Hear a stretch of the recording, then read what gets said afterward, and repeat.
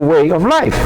It is devilish, even to the core, where the real reason about such an ideology is to undermine the foundation of why we were created, and to destroy the very existence of the entire human race on the planet Earth. A normal way of life will never entertain the possibility of destroying human lives. The point here is, remember earlier I said that anybody who is in violation of the law, in other words, to against the natural law of life, is in effect putting one's life on the line, because homosexuality is one of the tools in the world presented to human as an alternative lifestyle to contemplate, but it kills instead of improving human life. Make no mistake about it. When it gets a hold of a human life, it is bound to destroy. It is to bring society to a place of confusion regarding who we are in dealing with our sexuality, contrary to the way we were born to live as individuals. The damage is always from the part of an alternate lifestyle, not from the original one that was traditionally given for us from a mom and a dad's point of view family unit. The individual who is in favor of the homosexual lifestyle is not practically a bad person just because he chooses this path of life. He only makes a one choice, which he will have to deal with the consequences resulted from his choice. The good news is such a person can change. There's no reason whatsoever why a person of the homosexuality lifestyle would not want to change. The idea his lifestyle was not born as such is demonstratively false. Was demonstratively false. No one could not be born that way. It is simply impossible. Not scientifically, not biologically, and not even logically. The same as ethnicity. Meaning a dark-skinned individual cannot change the color of his or her skin. The same, it is not practical for a white individual to do as well. This is something that cannot change because it is something that one was born with.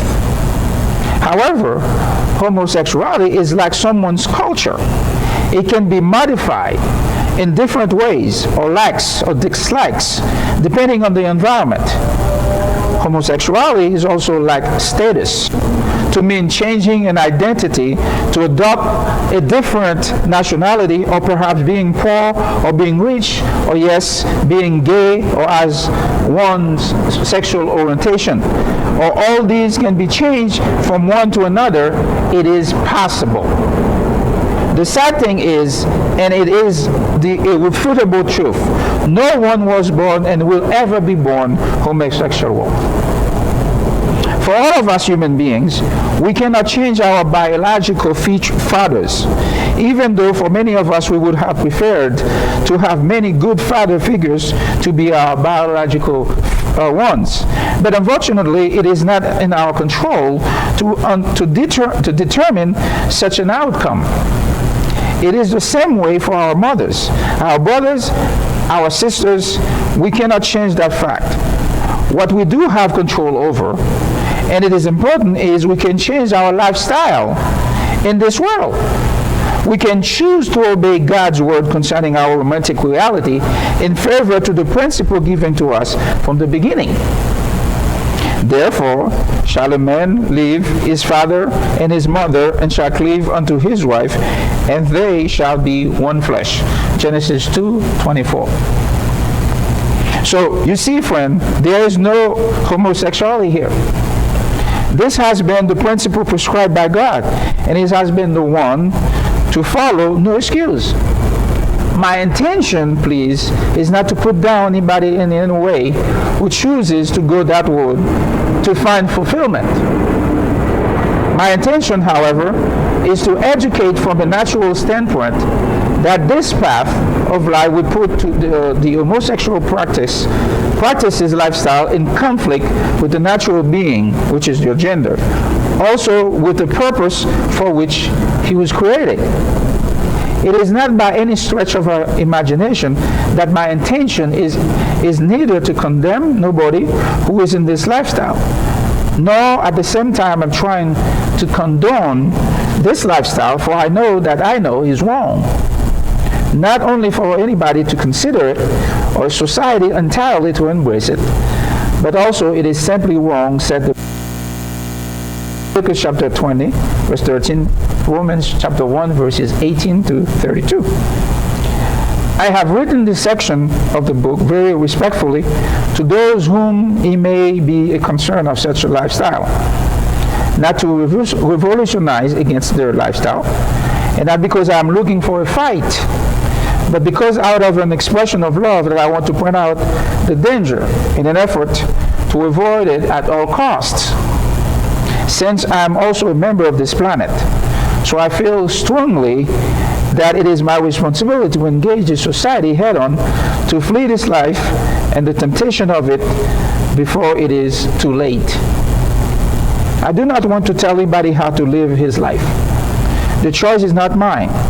I can only account for myself, but it is always good to have a little reminder every once in a while, so that the normalcy of life as it intended to be can prevail within the society for the betterment of humanity. Meanwhile, when things are getting out of hands within the society, it affects every human life one way or another. That is why when I speak about or against this subject, it is my way of contributing to the betterment of the society, whereby I have the right and the privilege to serve. It is as well as mine your responsibility to work to the benefit of one another in embracing the norms that keep the society going in the right direction, and to purposely decide to do good not to practice evil or anything that is evil-based, such as homosexuality, each time the opportunity comes our way. With that in mind, we need to be careful as to what we want to teach our children, to be right and wrong. It is important to them that, and as well as to us parents, that they know whatever they end up doing in life or become, it is not by default of some random coincidence occurrence, but because they know with factual discoveries that it is what it is without uncertainty, where they will not judge two ideas, where they will not juggle two ideas in hoping to make the right choice. It does really matter of what it is that you are trying to do in life, because it involves people. It will influence some for better, for worse, or for good, and some for evil. Which side you want to be in influencing others? Do you want to influence for evil or for good? My encouragement to you is to stand on the side that helps influence others for good. Homosexuality is not a good influence among our race, but evil. For this reason, you ought to stay away from it. And it is also a form of sexual perversion. To enjoy your life really, the way it ought to be, is to get rid of all wrongs, kinds of human behavior, or lifestyle for that matter, homosexuality, so that you can experience real freedom to the fullness. For those of you who are already involved in such a lifestyle, you need to come out of it very fast, because it is for your own good to do so, and for the benefit of others. It is not about when homosexuality is being presented as evil, for it is evil. In fact, it is about something that is greater than we, whose none of us have no right to decide on the matter, but just obey and follow directions. Now, what about an individual who genuinely believes this is the life that has been given to him, and without it, his life will never be the same. And he loves it because it makes him feel good about himself and about everything else in life. He also believes that there is nothing abnormal about this lifestyle. If others cannot see that or accept him the way he is, that's their problem. They need to deal with it and not to stick their noses to where they don't belong. What would you say to an individual like that? First, I would say that he is right, that without this lifestyle, his life will never be the same. Instead, it will be normal, safer, healthier, and better. Second, to live a lifestyle such as homosexuality was not given to him. He simply allowed himself to be drawn to it. And in other words, and he made a conscientious choice to live such a life because of his worldview of life. His worldview is exactly that man is a measure of all things. He believes that he has the right to choose to become whoever he wants, and that it is only his business, not anybody else's, to decide for him whether or not to be what he wants to be. For example, he believed that it is solely his right to decide to dye his hair black or white or any color for that matter. He does not think that he needs to abide by any law or to any authority to do so. Therefore, his mentality or his perspective on things become his law that guides him to do whatever he wants, so that he does not have to answer to anybody following his action upon his life. Furthermore, he feels threatened and intimidated by those who think they are better than he and dare to tell him that he has no right upon his own life. For that, he sees it as a violation of invading his privacy. However, his life would never be the same if his worldview where his life was created by the Creator of all things, and that he is the one that has the right over his life, not him. In fact, the Creator can say, this is normal, this is not so.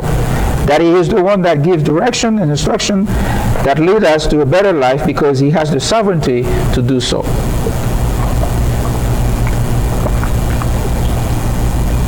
His lifestyle would not be the opposite of the Creator's will, but instead in perfect harmony with it. Because of his worldview of life in general, he has no reverence for authority.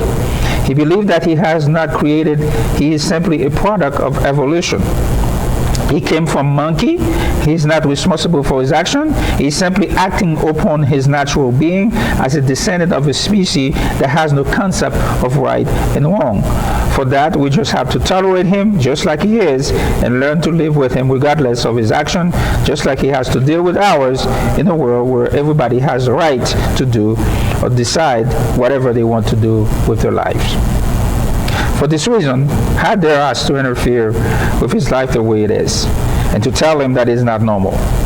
It will always be like that. When individuals are confused about their sexual identity and their reality because they do not want to acknowledge that there are principles that govern this life, and behind them there's also a lawgiver who purposely seeks his way into the affair of mankind, regardless of our willingness to obey him or not. With that in mind, we as human beings are not products of the theory of evolution, but rather of creation. That is the reason why it is not up to men to decide or to make amends as to how this life should live. Or the question should be, who's got the authority to say what's right and what's wrong? It ought to be to us that we are not interfering with the Creator's business instead of concerning that is individual from this end or the other things. No one has the authority over anything except it was given by the Creator, not even over his own life. You do not have the authority because of the fact that you are not the author of it. You are simply a steward, which, by the way, one day you will give an account about your life of what you did with it, whether good or evil. Homosexuality is one of them. Make a good assessment of your life. If you have used it for homosexuality purposes, because you are surely going to stand before the judge, the author of life. Friend, the reality that everybody decides what to do and what not to do with his or life is perfectly understandable, because we all need to carefully consider what we do with our lives brings joys, comfort, peace, but not pain, not suffering. And so naturally we do not go out there and purposely look for things that would destroy our lives. I'm sure we look for things know our best for ourselves. But sometimes we do make bad choices, which in turn bring consequences to our lives for a prolonged period. We don't like that. Besides, when we make those bad choices, we do not think about the pain they will bring to our lives now. And perhaps those choices may help us to discover new things of this life, so that we can learn from them and never repeat them again. And yet, at the same time, there are many other things in life that are naturally detrimental for our lives, even though we may see them as enjoyable as they can be. They are still wrong for our well-being. Therefore, we need to avoid at all costs those things to protect ourselves from the hardship they may bring to us, if not in a fleeting time, but perhaps in a long time. For example, warning signs are very important to our lives, especially the beach signs. They are not to be ignored. As a matter of fact, when they are ignored, great risks come to play, not only to the subject in question, but also other people's life as well, who are trying to rescue the one whose life is in danger. When it comes to things that are potentially dangerous to our lives or our well-being, we need not to ignore the warnings. We better listen and comply, so that we can be truly safe. It is not a matter of choice, as you would do when you buy groceries such as bread, drinks, or food or for yourself and your family. You do not want people to tell you the choice to make when you are buying that kind of stuff. But you would want them to warn you if danger is present that is going to hurt you and your family and the ones you love after consuming those products. Would you? Wouldn't you? Wouldn't you? So you do understand you are not allowed, for example, to substitute diesel fuel for a vehicle that runs with gas just because your choice is what you want it to be, since the warnings reads unleaded only.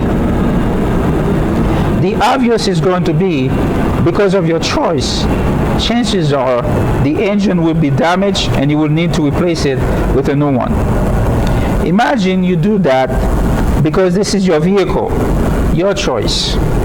Let's say you buy a new engine and the same day you go out there and repeat the same scenario. You put diesel in your car instead of unleaded gas. What do you think is going to happen? Then after that you continue to repeat the same thing over and over again for the rest of your life. Can you imagine what it would be like if you continue making choices like that? I presume Mr. Bill Gates, a billionaire who would not want to make choices like that with his money, even if he wanted to, because there is no advantage or benefit in doing things like that. Likewise, it is important to notice that it is not the reality of somebody to come to your life and uninvited and begin to tell you what you should and should not do with your life, which is not the case. The reality here is that we all need to understand, for the betterment and the preservation or the normalcy, if you will, of humanity, the warning signs are ways that pertain to our lives to guide us in the right paths for safety, so that we can prevent pain and suffering in our lives. Just like having to practice homosexuality and other forms of sexual perversions are detrimental for one's life, that is the reason why the Creator of our lives gives us signs and warnings against such things, so that we can be safe and protected from the consequences of those warnings when ignored, in imposing our will against them. Therefore, no one can stand blameless and irreproachable when facing the judge. When the day comes, it is not a matter of what you want, that it is totally up to him, because he alone has the right and authority over you and over everything else there is in this life. My encouragement to you, my friend, if you are practicing homosexuality in whatever form there is, whether by choice, by experience, or you just don't care, you do whatever you want, you need to seek help so that you can get rid of the grip of that abnormal lifestyle behavior that is ultimately destructive for your life and the society. Just like you won't ignore the sign that reads, danger or high voltage, please do so. Don't ignore the sign when it comes to homosexuality. There you have it.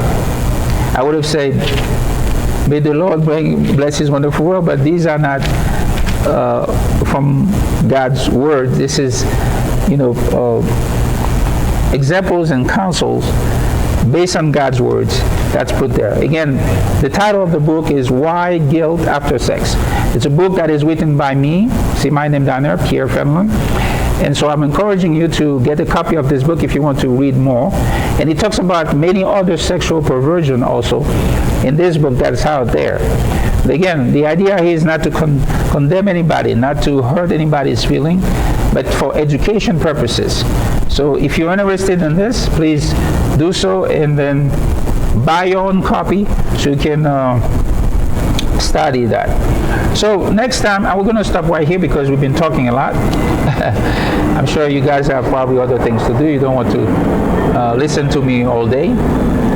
And I'm getting also a little bit tired too because I've been talking a lot. I need to take a break.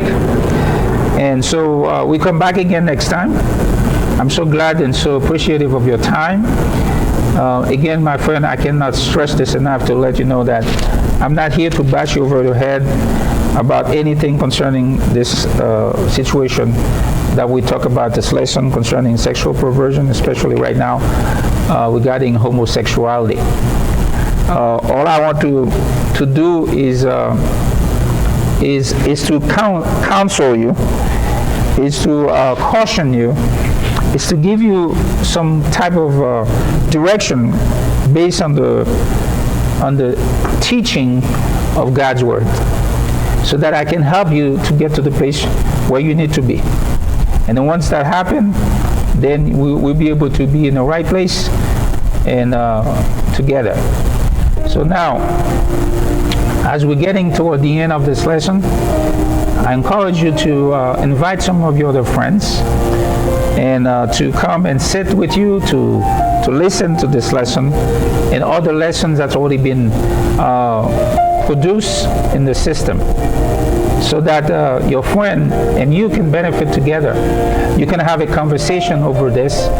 And I encourage you also, if you were to talk about somebody whom you know that practicing the kind of lifestyle, I don't want you to go and become a problem or become, like I say, a thorn in the flesh for this person. No. I would encourage you even to become a friend, to become a good friend. Not because there's something wrong with this person. There's nothing wrong with that person. Everybody was created, like I said, according to Psalm 139 verse 14. We are fearfully and wonderfully made.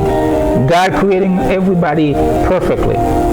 We're going to dig into this lesson to show you that it's not something that we all kind of like come about to decide in our own way if you people are going about that kind of lifestyle. It's because there's something that happened in the reality of the well of this life from the beginning that we become as such, because from that sin, which I said is the catalyst, that means it precipitates all the other sins in the nature, cause us to suffer. In other words, we become victims of it. We'll be talking more about that when you have a chance. So I'm encouraging you to be a good friend to another who's practicing that kind of stuff, and other things that we'll be talking later on. Next time we'll be talking about the understanding of the reality of sin plural. So we'll be digging on that. And so I hope that I was a blessing to you today with this lesson. If there's something that you do not understand, or maybe you have some questions, let me encourage you to write those questions down and either email to it to sit and talk ministry1@gmail.com. Sit and talk ministry1@gmail.com. Let me encourage you to do that and submit your questions. And if you want to also put your questions or comments in the comments box, and subscribe also to our YouTube channel to become a member so you can receive highlights and notification when we have any programs and other things in the future. Thank you again for giving me time and opportunity to be with you today. And I pray and I wish that God will richly bless you. Have a wonderful rest of the day, and begin a brand new week with God. And I ask that God's protection will be on you and guide you, so that you'll be back again with us next time when we come together to study.